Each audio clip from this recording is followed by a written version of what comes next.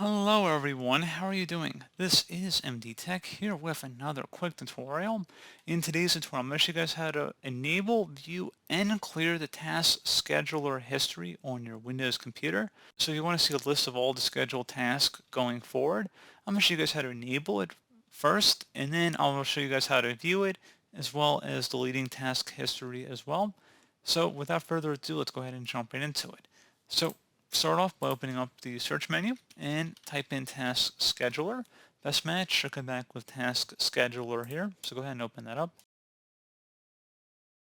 You want to go ahead and select the Task Scheduler library over here on the left side.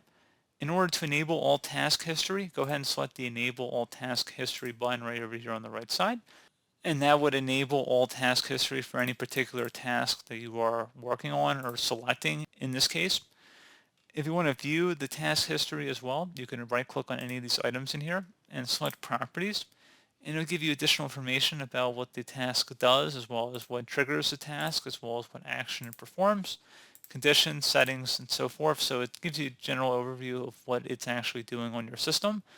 And if you ever wanted to clear the task, you can select this little icon up here to hide or show the action panel. So if you want to disable a task, you can just select the task and then select disable over here on the right. Or you could also delete it by selecting the delete button. If you want to delete the task, you select yes, and that's all you have to do. So please keep in mind that some programs will reinstall tasks, especially if you update your system or reinstall the program, they might reappear in here.